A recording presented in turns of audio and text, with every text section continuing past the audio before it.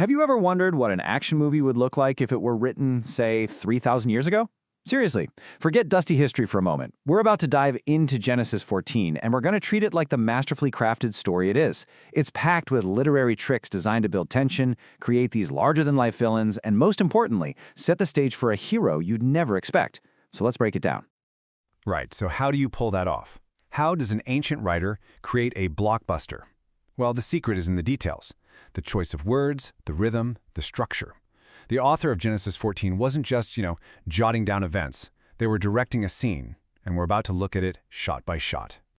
Every great action story needs a truly formidable villain, and Genesis 14 absolutely delivers. We get introduced to this coalition of 4 invading kings from the east, led by a guy named Chedorlaomer.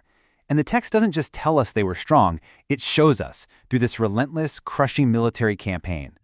It all kicks off with one key Hebrew verb, heku. It means they struck or they smote.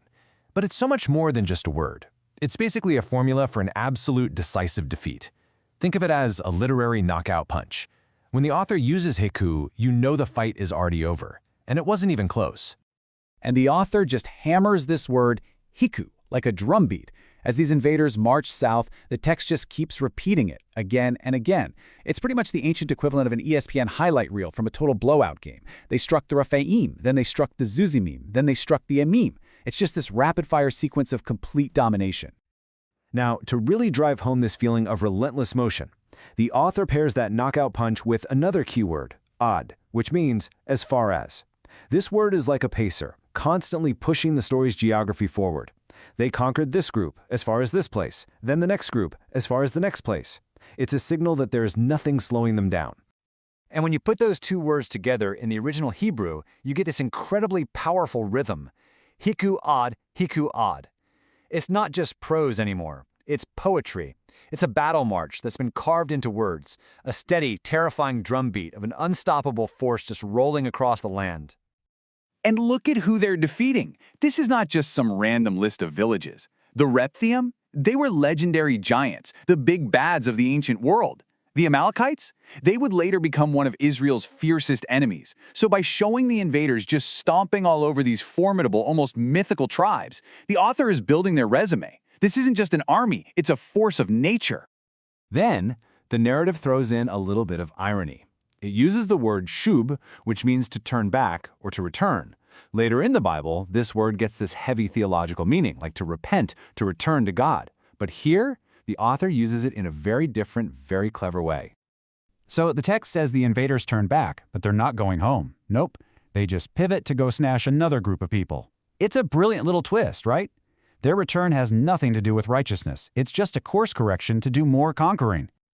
Okay, so now that our unstoppable force is firmly established, the camera pans over to the local resistance. And what do we get? A coalition of 5 city kings from the Jordan Valley, led by the kings of Sodom and Gomorrah.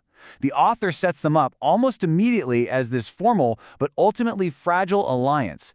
And just listen to how they're introduced. The Hebrew repeats the phrase, the king, Hamelech, over and over and over again.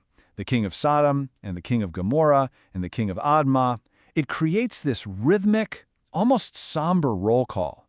Honestly, it sounds less like a battle cry and more like the pregame lineup for a Little League team that's about to play the Yankees.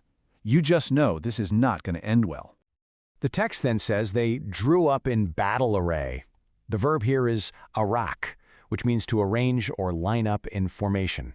It's a very formal, very solemn word. It gives their preparation this sense of ceremony, as if they're meticulously arranging themselves for their own grand defeat.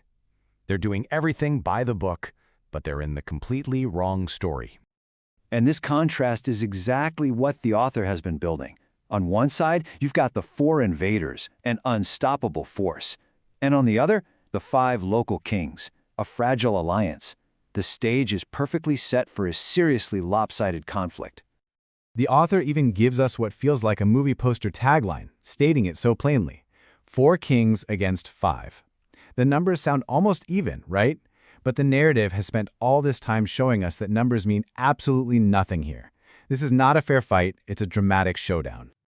So, we get to the climax of the battle. You'd expect this massive, epic clash of swords and shields, but the author gives us something way more interesting, and frankly, really embarrassing for the local kings. The setting itself becomes a character in their defeat.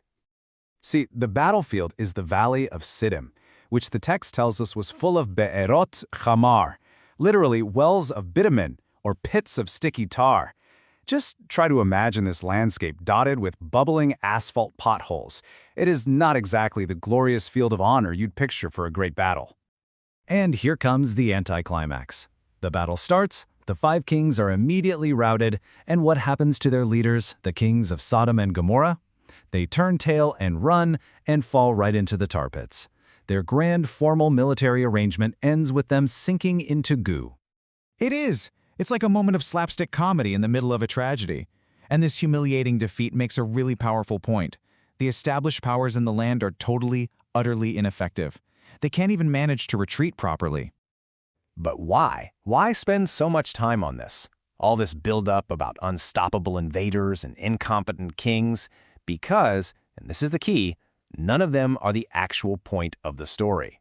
This entire action sequence is just the setup for the real payoff. The narrative has systematically taken apart the existing power structures. The invaders are a force of pure chaos. The local kings are a pompous failure. A vacuum has been created. The land is now desperately in need of a completely different kind of rescuer. And that is the absolute genius of the writing here. The chaos, the battle march, the tar pits, it all serves one single purpose: to set the stage for the true hero of the story, Abram.